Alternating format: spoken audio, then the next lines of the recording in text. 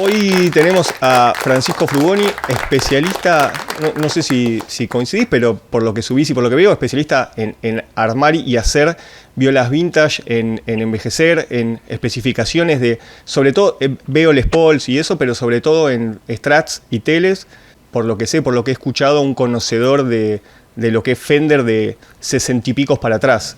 No sé si te sentís identificado con lo que acabo de decir.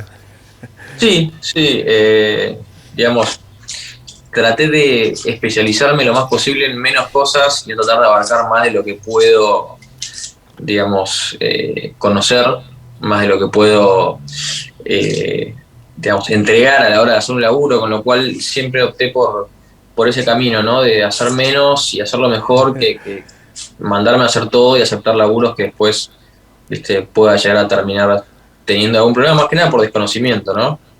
Excelente. Entonces, mucho de muy poco. ¿Y cómo surge tu conexión? No sé, hay tipos que quieren hacer Ibanez de los 80, hay tipos que quieren hacer otro. ¿Por qué la fijación con Fender, con ese tipo de violas y con esa época sobre todo? Y bueno, cuando vos pensás en una guitarra eléctrica, ¿qué pensás? Sí, es una novedad lo que pregunté, ¿no? Pero era para que nos cuentes tu historia. No, pero digo, a mí me pasó lo mismo, por eso te toco con una retórica, porque a mí me pasó lo mismo que a todo el mundo. Digamos, uno entra por ahí y nunca puede salir. Eso fue así a grandes rasgos, digamos, entré y nunca pude salir. Y el día de hoy que todavía me siento y veo una Les Paul, veo una Strato, veo una tele y digo, qué maravilla, qué perfección, y me puedo sentar a mirarlas. ¿Viste? En casa de mi novia o que yo me joden, porque a veces parte de mi laburo es agarrar una guitarra que estoy terminando, dejarla en un pie y quedarme una hora mirándola. No. Mirándola y decir, ¿qué le falta? ¿Qué le sobra? Porque es más fácil saber qué falta, pero qué le sobra es lo difícil. Bueno, justo acabas de decir una cosa, en tu trabajo hay un peso muy importante de la estética, esa cosa de cómo se ven esos craquelados, de los colores, de las terminaciones. ¿Cómo surge esa cuestión que estos últimos años tiene un furor el envejecimiento de los instrumentos, pero hasta hace un tiempo no era tan normal? ¿Cómo conectaste con esa parte? A ver, yo también en realidad llegué un poco tarde al tren del aging o el relic o como quieras llamarlo. Esto no es nada, si bien, viste que, no sé, por ejemplo, vos pensás en algo de los 90s o del 2000 y decís que es nuevo, en realidad ya tiene 30 años, ¿entendés? Acá pasa un poco lo mismo, todavía nos quedamos con que esto es nuevo y en realidad es súper viejo. Yo llegué tardísimo y el que entre hoy va a llegar más tarde todavía, ¿me entendés? Pero, digamos, es una estética que requiere para mí el doble laburo, a diferencia de lo que mucha gente cree, porque hay gente que cree que, bueno, terminás un instrumento más o menos. Justo el otro día viendo un video de ustedes nos estaban comentando algo muy parecido, ¿no? Che, le pegás dos martillazos y está. Y yo creo que el relic es algo que es muy fácil hacerlo mal. Muy fácil hacerlo pésimo. Que es lo que pasa, creo que a la mayoría de la gente, lamentablemente, y me pasó a mí mucho tiempo también. Yo veo laburos míos de hace, no sé, 8 años y digo, no puedo creer que yo hice esto. Es lógico también, como cuando escuchás tus grabaciones, de cuando, viste, claro, 10 años atrás y decís, soy un hijo de puta, no podía haber hecho esto. Bueno, me pasa. Sí. ¿No? Pero digo, volviendo al tema, ¿no? Es muy fácil hacerlo mal. Y es muy fácil no tener el criterio, con lo cual, y es una presión constante, porque a diferencia de otros procesos del instrumento, no hay control Z. Claro. Viste, che, me gustó esto, vamos para atrás, chau, tarde, se tira, adiós. ¿Entendés? Guita perdida, tiempo perdido, todo mal, frustración, caos, pánico. Y cuando sale bien, es divino, pero además yo tengo una manera de laburar que es bastante kamikaze, pero que me funciona, que es todas las técnicas nuevas no las pruebo, digamos, en instrumentos dummy, los pruebo en instrumentos reales que voy a entregar. Entonces no puedo pifiarla. Entonces me las ingenio para que eso que estoy probando salga o salga. Y ese extra de presión, no sé, se ve que me funciona. Y cuando estás frente a una original vieja, ¿la estudiás para ver cómo envejece en la vida real? Sí, sí, claro, sí. Yo muchos años tuve algunos pocos amigos a ver, partamos primero de la base de que es vieja, pues, Claro. digamos, yo lo que hago es 65 para atrás. Cualquier cosa que sea 65 para adelante, yo no lo hago. Y en mi cabeza hoy tan enfermiza, no lo considero vintage. La lógica te diría, che, una 67 es vintage. No. ¿Entendés? Yo ya no la miro ni siquiera ni con cariño ni con amor. Para mí es como que me enfermé tanto con este periodo puntual que lo otro como que no lo doy bola. Y Claro. puede ser un excelente instrumento, incluso tal vez mejor que uno anterior. Pero no. Simplemente a mí no me llama estéticamente y no me sirve para mi laburo, entonces como que mi cabeza Wow. lo descarta. Y bueno, volviendo a eso, tuve unos pocos amigos que tenían estos instrumentos y fui teniendo acceso muy gradualmente a ellos. Y obviamente cada vez que los tuve era como nada, un estudiante de arte teniendo en la mano un Van Gogh original. Es exactamente lo mismo. Por más que la gente diga, nada, son 4, viste, una tabla de pizza con 4 tornillos, las pelotas. No es eso. Está muy lejos de ser eso. Y después, bueno, con el correr del tiempo pude tener la suerte de ir comprando yo propias mías, que también, digamos, las tuve, después las fui vendiendo, las estudié, las analicé, las desarmé, lo que fuera, y la vendía para comprar otro, y así ya he tenido unas cuantas, con lo cual ya estoy como bastante interiorizado, me habrán pasado por las manos más de, no sé, 50, 100, con lo cual ya las conozco. ¿Hay patrones de envejecimiento comunes así? Sí, sí, los hay. También la gran cagada al uno tratar digamos, de simularlo en un instrumento nuevo es que se transforman en clichés. Claro. ¿Viste? Es como cuando, qué sé yo, una estructura, una canción. ¿Viste?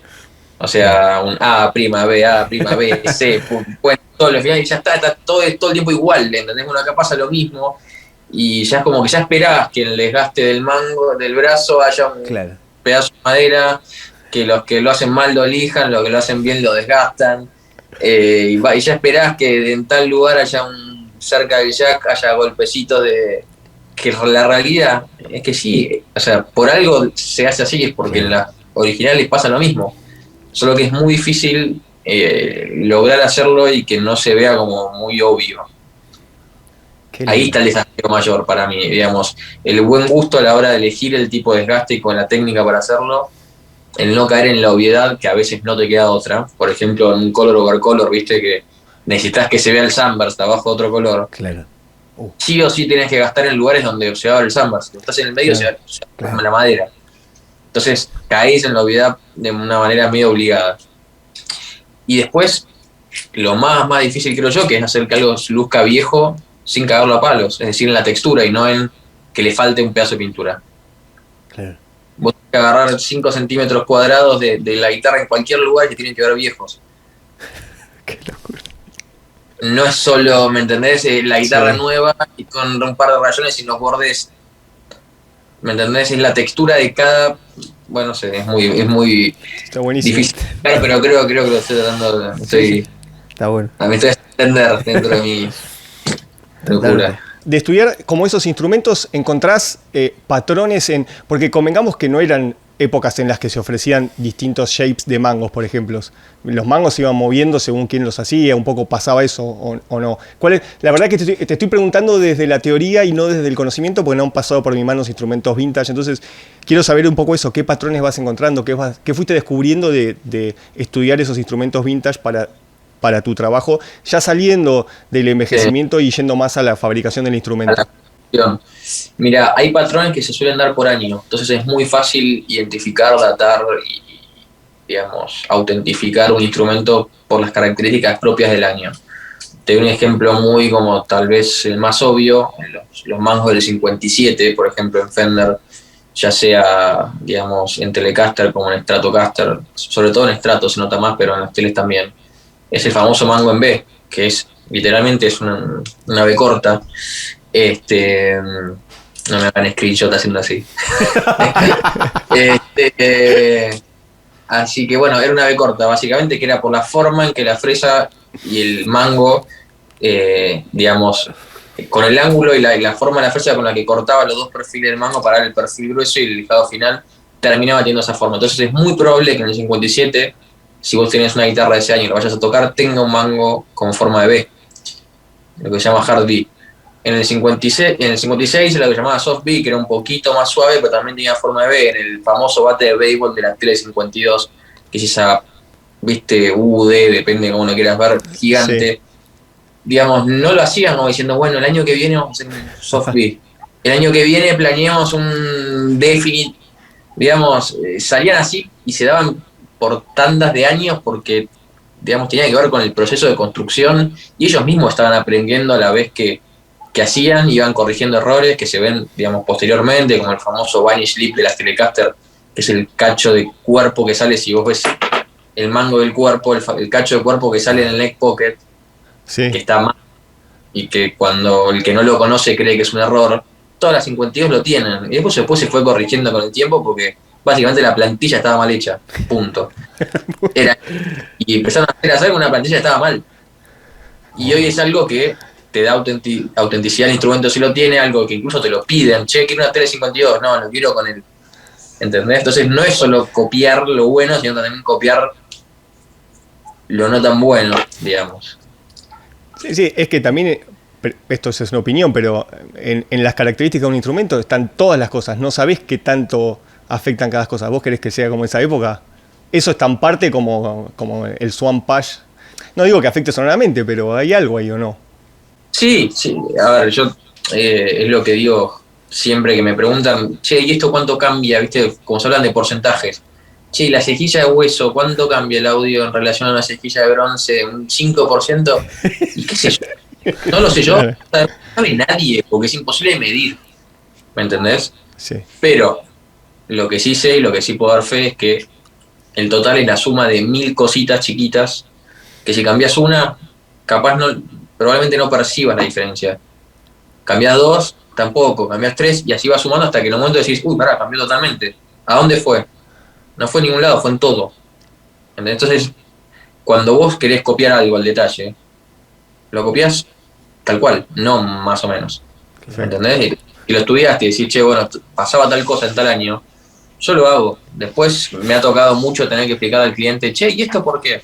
No, bueno, esto era así, le mandás 10 fotos originales y se quedan tranquilos. Capaz medio asustado, che, ¿y este tornillo acá?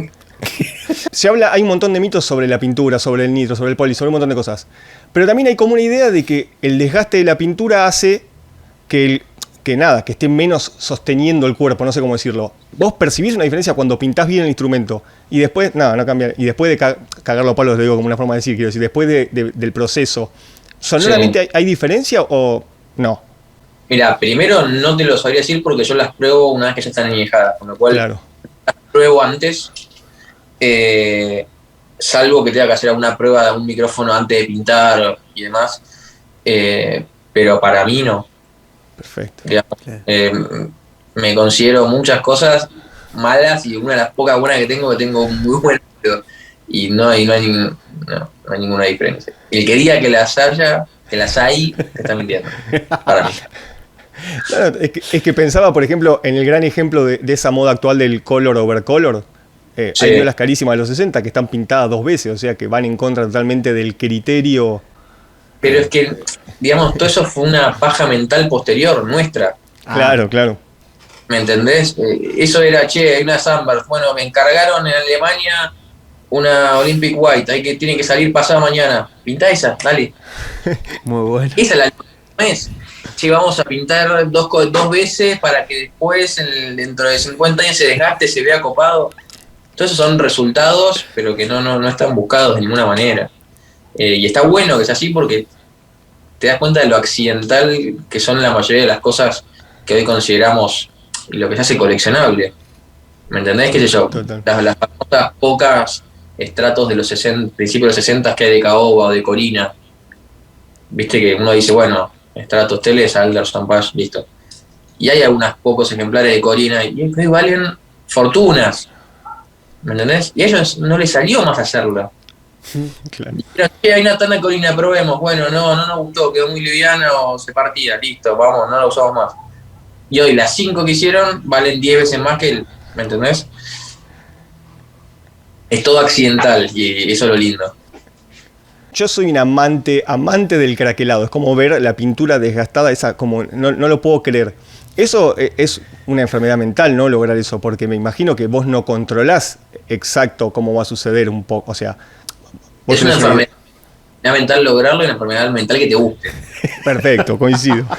Porque digo, mira, yo la nitro que uso ahora la fabrico, entre comillas, yo no la fabrico yo personalmente, pero la mando a hacer un tipo que tiene una fábrica de pintura muy grande, que tuve el ojete así de hacerme amigo por otro lado, por una cosa nada que ver, y hablando, bueno, No. de la vida se dio, che, hace guitarra, ¿por qué la pintás? Bueno, yo tengo una fábrica, venite, me pagó la vida. ¿Qué pasa? Cuando yo le expliqué, le digo, mira, yo necesito esto, y que llevé 2 guitarras craqueladas, me dice, pero ¿por qué necesitas esto? ¿Vos sabés lo que laburamos y nos ponemos la cabeza para evitar esto? Claro. ¿Sabés la cantidad de horas de químicos y técnicos y pruebas para que digamos, gastamos y invertimos para que esto no pase? Y yo, sí, bueno, yo quiero que pase. Entonces, claramente es un error y es algo que no se buscó y hoy queda cool porque queda cool también el jean roto y queda cool el sillón de cuero gastado, ¿entendés? Es todo parte de lo mismo, pero está acá, digamos, no, y no lo puedes controlar. Claro. Sí puedes controlar algunos aspectos, como por ejemplo el patrón, si querés que se haga así o si querés que se haga tipo telaraña. Ah, Podés controlar después lo que se llama la vena, que es, viste que el craquelado puede estar hundido, puede estar a nivel o puede estar salido para afuera, como si fuera una vena justamente. Pero que son también todas cosas que me fui dando cuenta cómo lograrlas accidentalmente. Un día haciendo un craquelado y puse un producto y se hinchó para... ¿Entendés? Bien. Y bueno, y a partir de ahí me di cuenta que con eso lograba esto. Y así fue todo lo que hoy sé y me sale, es gracias a un día dije, a ver esto, y si no explotó, quedó bien. Una que me llama mucho la atención a mí, siempre cómo se controla, es en los metales, en el hardware. ¿Cómo envejecerlo sin perjudicarlo? ¿Eso es extremadamente difícil o no?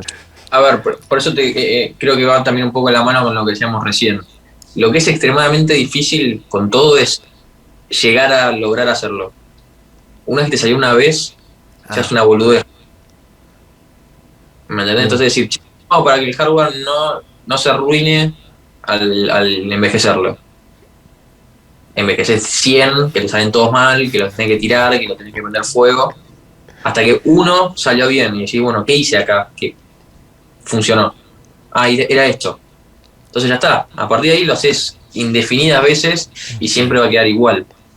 Y eso está bueno también, porque te da cierto control sobre algo que en realidad no tenés ningún tipo de control. claro. Entonces, bueno, básicamente si se puede, darle algún tipo digamos, de tratamiento para que, si bien se va a ver viejo y se va a ver oxidado, mantiene la funcionalidad, digamos, de un hardware nuevo. La idea mía también es esa, y parte de que los instrumentos tengan garantía, viene de ahí, viene de que es una digamos, guitarra que tiene las mismas características y el mismo look y terminación que una guitarra de 60 años, pero que está hecha hoy. Claro. ¿Ves? Que tiene un montón de cosas buenas, que tienen la garantía, tenés que saber que los trastes son nuevos, sabes que los potes no te van a meter ruido, o si te meten, la garantía te lo cambio, ¿me entendés? Porque ese pote vino fallado y no porque es viejo. Claro. Y también tenés cosas negativas de un instrumento nuevo, que puede ser, por ejemplo, el no saber cómo va a sonar antes de construirlo, el saber que los primeros 6 meses la guitarra va a sonar totalmente distinta a cómo va a sonar el resto de sus años, los que vaya a tener. Que un mango de golpe elegiste el mejor pedazo de madera, el que estaba más seco, y el mango se dobló igual, por más que te hayas hecho todo bien. Eso pasa y sigue pasando y es mentira que no pasa ni en las fábricas ni en los luthiers. Eso pasa porque la madera es como son como las personas, son todos distintos y yo puedo comprar la mejor madera, el mejor proveedor, con la mejor, el grado de humedad más bajo y elegir el corte bien, el corte perfecto parece, y aún así puedes armar la guitarra y 3 meses el mango que haga así. Pero No hay, vas reduciendo posibilidades, digamos, chances de que eso pase, pero puede pasar igual.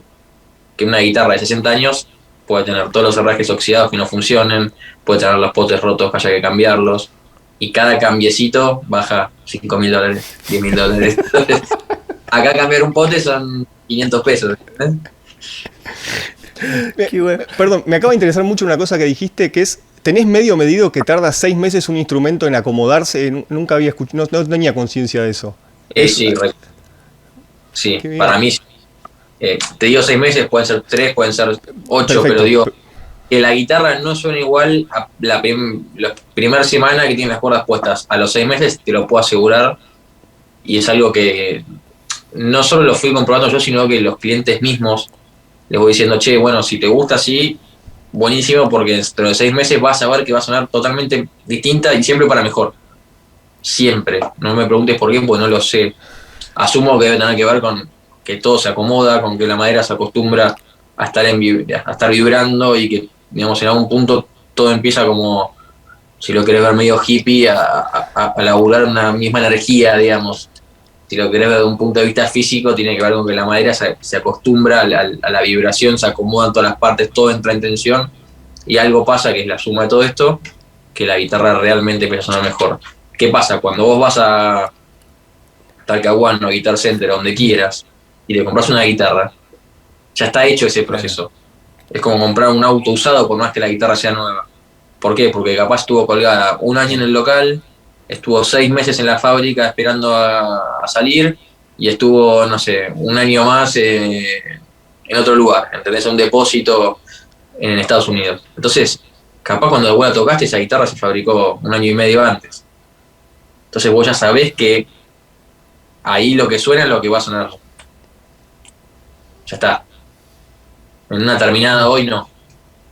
Y conociendo, ahí empezando a conocer tu grado de enfermedad con los instrumentos, ¿cómo sentís que está tu trabajo? No sé si es una pregunta que puedas responder, pero que está tu trabajo en relación a eso que estudiaste con tanto cariño. ¿Te ves bien? Más allá del ego, digo, ¿lo ves?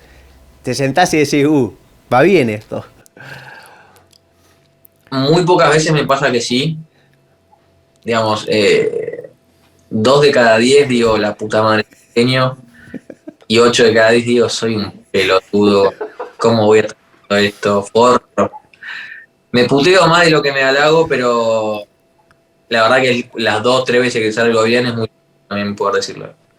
Bueno, se ve que sos un tipo exigente porque las cosas que se ven de lo que haces son galácticas, ¿no? Una consulta que me nace desde la ignorancia. ¿Cómo envejece un instrumento Relic? ¿Se le ese doble? Yo asumo que va a pasar, a ver, la guitarra que hoy tiene 60 años está acá, vos la guitarra que haces hoy está acá, la llevás con el envejecimiento hasta acá, y a partir de acá van las 2 juntas. Bien. O sea que supongo que se van a ver las 2, la original con la Relic se van a ver iguales dentro de 60 años, Claro. hundidas en el fondo del mar en las ciudades colapsadas por la inundación global. Claro. Veo que a Tele y Strato le sumás mucho Les Paul de las Junior, de las de P90, de ese estilo. Siempre Sí. pienso, ¿sos de los nuestros y no te gustan los humbuckers? ¿O por qué te pasaste justo exactamente a eso? No, en realidad, a ver, yo creo que pasa un poco por un tema económico, al igual que el por qué existieron la Special y la Junior. Es porque en su momento, digamos, también eran caras las Standards y las Custom. Y acá pasa lo mismo, ¿me entendés? Entonces, una persona tal vez que, no sé, tiene X cantidad de presupuesto por una guitarra, y en realidad tal vez hay muchos que quieren la Junior y la Special por los P90, por la facha, porque también están buenísimas. Sí. No es que la versión chota de otra cosa. Es Ni hablar. distinta y está bárbara también, porque la usa quien sea, no importa. Pero también hay algunos que, che, no sé, ¿cuánto vale una Les Paul estándar? Tanto. No puedo. Bueno, y la Special, tanto. Bueno, vamos con eso. Como pasaba, digamos, como pasa en el mundo real, digo, no, Claro, claro. digamos, no cambia, no hay ninguna diferencia, es lo mismo en menor escala, nada más. últimamente están pasando cosas con las maderas, que es que hay un montón de esas maderas clásicas que ya claramente, no sé, el Swamp Ash o el Ash pesado está extraño, el Alder también. ¿Cómo manejás? ¿Estás todo el tiempo en investigación, en buscando maderas nuevas? ¿Cómo los clientes entienden eso? ¿Entienden que por ahí es más conveniente hacerte caso y usar una madera que no es exacta, que usar la exacta que no esté buena? ¿Cómo manejás ese tema? Mira, yo arranqué los primeros años, bueno, los primeros 5 años, era muy raro que use Alder o Swamp Ash, por ejemplo, para estos modelos, porque no conseguía o porque no tenía el presupuesto para bancarlos, o el cliente no tenía la guita para pagarlos. No porque sean maderas caras, de hecho son maderas baratas. Lo que pasa es que, como acá no se traen en cantidad, tenés que traer de a una o comprar un importador que trae de a una. Entonces, se encarece por eso, pero en origen, en Estados Unidos, salen 2 mangos. Mirá. Lo mismo que acá cualquier madera de reemplazo, ¿me entendés? No es que son super premium y por eso valen caras. Valen caras porque nadie las trae, porque no sirven para otra cosa que para hacer instrumentos, punto. Nadie va a hacer una escalera de Alder, nadie va a hacer un millón de Alder. ¿Me entendés? Sí. Sí de pino, sí de caoba, sí de ocumé, sí de mara, sí de paulonia, lo que fuera. Entonces, bueno, empecé sin usarlos porque no los conseguía o porque la gente no los podía pagar. Y con el tiempo me fui dando cuenta que entré en una transición donde ahora es muy raro que use una madera alternativa. Estoy usando en casi todas las guitarras o Alder o Swamp Ash. Digamos, primero por una cuestión mía de, digamos, buscar a nivel audio algo particular que me lo dan esas maderas, otra porque las puedo conseguir y las puedo costear hoy,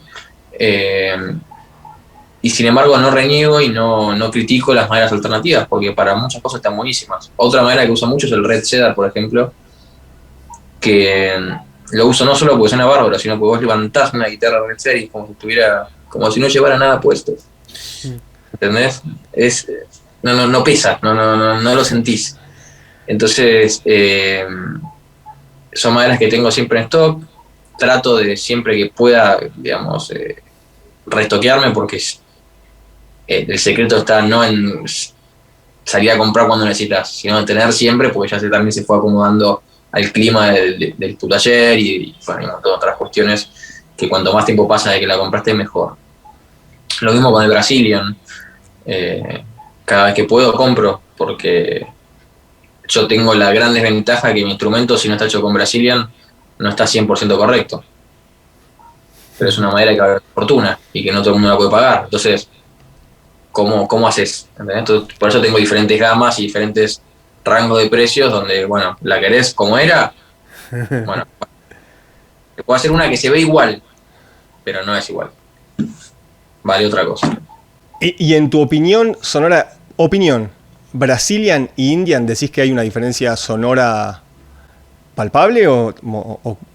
Sí, la hay. Así como te admito que la hay, también te admito que me haces un blind test con 10 guitarras, 10 con Indian y una con Brazilian, y ni puedo decir cuál es la de Brazilian.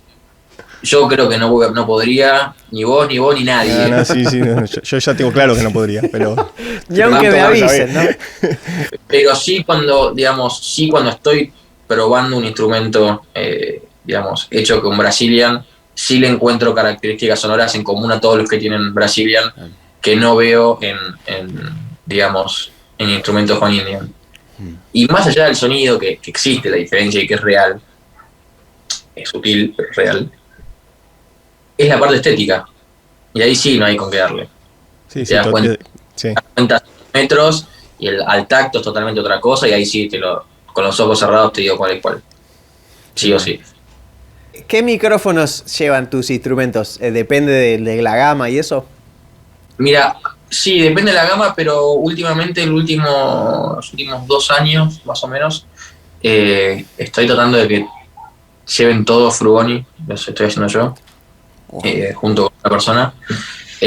Nos estamos volviendo locos con la misma enfermedad y con el mismo nivel de friquismo para estudiar los micrófonos viejos, que tenemos varios que compramos para estudiar, para medir no solo la salida, sino bueno, un montón de otras características que yo no te las sabría decir igual de bien que el otro. Pero, digamos, hasta la polaridad, el diámetro de los imanes, el tipo de los imanes, no solo que sea el Nico 3 o el Nico 5, sino, digamos, el ángulo del bevel, que es la punta del imán, que en tal año eran más redondeaditos, en tal año eran derechos, bueno, estamos totalmente locos y nos quedamos hasta las 3 de la mañana viendo un imán en una lupa. Cuando la gente normal ve películas, bueno, nosotros hacemos eso. Che, y si te tuviese, voy a decir una Stratocaster por ahí porque es lo más clásico del mundo, si te tuviese que preguntar, tu estrato, tenés que hacer tu estrato ideal hoy, ¿cuáles serían las características generales que tendría? Quiero hasta color, todo. Uy. Qué pregunta, ¿eh? ¿La tuya cuál es? Yo soy súper conservador. O Sunburst, o Olympic White, Alder, puente 6 tornillos, los micrófonos ni te sé decir. Sí me gusta C profundo. Ok. Últimamente sí me pasó que he probado violas con la curvatura de la trastira compuesta y ahí perdí un poco el gusto por lo vintage porque me pareció espectacular. Pero si no, elegiría un 9,5. Yo, muy clásico, pero no tengo el conocimiento que tenés vos, entonces yo te estoy describiendo una cosa que, así como te digo esto y puede ser un gol, puede ser una... con las mismas especificaciones puede ser un flan. Es que estoy muy cerca de lo que decís vos, por eso te pregunté, porque generalmente todo el mundo tiende a ir para ese lado. Perfecto. Sí. Es claro que alguien no te diga un Sunburst o un Olympic White, y en mi caso es lo mismo. Sí te diría que a mí el radio que más me gusta es el vintage. Sí, no los traje, los puedo tocar. Claro. Sí, el radio compuesto, qué sé yo, para mí, que es una teoría mía, está mal diseñado, digamos, a nivel conceptual está mal. ¿Entendés? Porque en teoría debería haber una nivelación, y, digamos, una línea recta, debería correr una regla a través del mango, si estuviera bien hecho, bien trastado y con el mango, digamos, no cedido, que eso en el radio compuesto no pasa. Por un lado tenés curvatura, algo más plano, entonces en algún punto tenés que rectificar los trastes para que todos queden derechos. Entonces el radio compuesto es una mentira, está en la madera, pero no está en los trastes. Mirá. Tiene sentido lo que decís. ¿Me entendés? A menos que hagas el lado curvo en los últimos trastes y en los primeros más planos, porque siempre hacia el lado del puente pueden ser más bajos los trastes, nunca más altos. Claro. Pero el 90% del tiempo el radio compuesto es al revés, es más curvo para hacer acordes en los primeros trastes y en los últimos es más recto. ¿Entendés? Pero si vos, sí, la que probé yo era exactamente eso que estás diciendo. Si vos pones en una línea, digamos, en un gráfico en 3 dimensiones, un radio más plano y un radio más curvo con el centro a la misma altura. Sí, perfecto, entiendo. Las puntas van a estar más abajo. Sí, entiendo lo que decís. Perfecto. O tenés que tener la acción por las nubes para que no trastee, o estás en la parte del radio más plano, estás curvando más los trastes para que la guitarra funcione, ¿entendés? Me convenciste, ¿eh? No sé, cada uno tiene esta bien, te está diciendo que puta lo está diciendo, bueno. Para mí me puedo estar equivocando, pero tiene todo el sentido, creo. Sí, desde la física, lo que estás describiendo, desde la geometría, más precisamente, te diría, es así, está bien. Para mí es algo 100% geométrico, y después, contámela como quieras, pero para mí, Perfecto. Y en cuanto a los tratamientos que hay estos últimos años del maple, que sos usuario, ¿no? ¿Te gusta más tradicional el corte de la madera, el secado de esa madera? ¿Te referís al torrificado y a lo que se dice en bake? Sí, el bake, al quarter zone, que ya se usa hace un montón de años. ¿Qué adoptás y qué te parece que está bueno y qué te parece que no está bueno de eso? El quarter zone en realidad, es más raro, entre comillas, porque suele haber menos cortes quarter sound que flat sound por árbol. Claro. Por un tema de cómo se suelen cortar a nivel industrial, que después terminan siendo guitarras, o como dijimos antes, escaleras. Sí. Por eso es más raro de verlo. Si querés, tiene un sentido también, digamos, teórico, que es que debería ser un poco más estable, porque, digamos, la beta y el nervio va paralelo a las cuerdas y no al revés, como si fuera un flat sound. En realidad nunca es así, sino que es, claro, digamos, es un círculo por los anillos del árbol, ¿no es cierto? Son radios de pedazos de círculo. Y en cuanto al torrificado y al bake y todo eso, a mí la verdad que no me gusta como queda a nivel estético. El color, digamos, me choca ver un estrato de una tele con el mango marrón oscuro.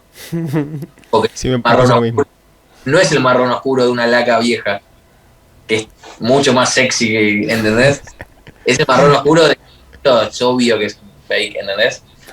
Eh, a nivel de estabilidad es mucho más estable, eso no se puede negar. A nivel contracción y expansión en días más húmedos, en días más... Viste que, por ejemplo, es muy común los estratos que los días muy secos o de mucho frío, los trastes, las puntas salen para afuera y te Sí, pinchan. asoma. Mirá.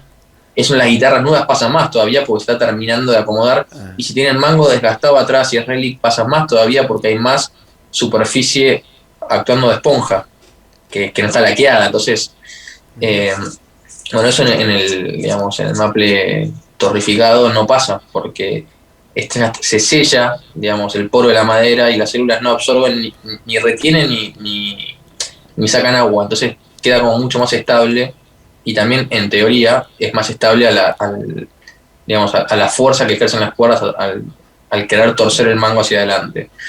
Esas son las dos pros. La contra es que es horrible. Después cada uno evaluará, digamos. La ecuación. A ver, yo hice y hago torrificado. No lo compro torrificado, lo hago yo Perfecto. cuando me lo piden. Bueno. ¿Y a nivel tonal sentís que hay alguna diferencia? ¿O es lo mismo? Es muy fino igual, como hablábamos hoy. Todo es una cosa tan... Es Sí. súper fino, hay una diferencia. El dilema es cuál es mejor, cuál se acerca Claro. más. Porque ¿qué pasa? El que te vende el torrificado, el vendedor, el aserradero que torrifica y vende, su eslogan es consiga el audio de las guitarras vintage hoy. Entonces, en teoría, según a nivel marketing, está pensado para que se acerque el sonido de un maple viejo. Ya sea en un violín, en una guitarra, no importa, digo, como concepto. Claro. El problema es que para mí pasa todo lo contrario. Se va a audio mucho más tipo sur, Claro. para mí, ¿entendés?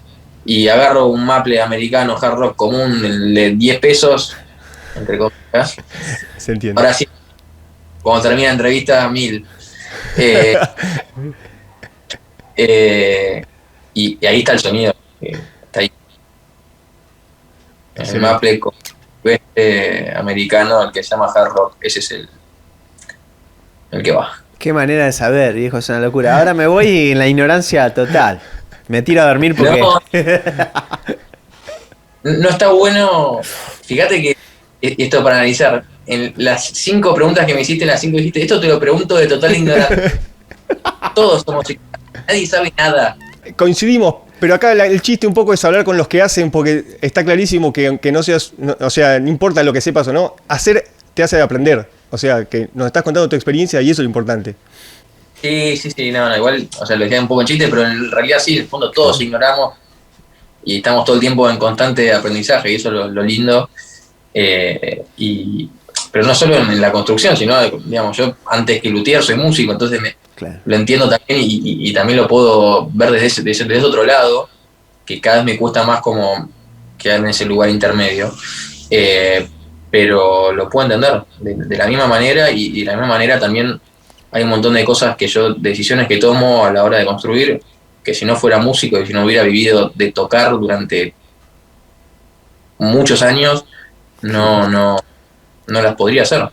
No hay lutería, no hay video de YouTube, no hay escuela de lutería, no hay curso, no hay nada que te dé, digamos, ese feeling de decir, esto está bien, si no tocaste y viviste de tocar. Gran final. Sí, me parece que fue como conclusión perfecta. Muchas gracias, querido. La verdad, hasta yo entendí, así que te digo que lo explicaste muy bien. Sí, la verdad que un placer, Muchísimas gracias. Muchísimas gracias por el tiempo y por compartir toda esa data. Gracias a ustedes por tenerme en cuenta, por escribirme, y por este rato estuvo todo muy bueno. Ya fue un gran momento. Bueno, entonces esperemos volver a hacer otra en breve. Cuando quieran, mañana. Ahora te llamamos. Gracias, Muchísimas maestro. gracias. Adiós, loco. Nos vemos.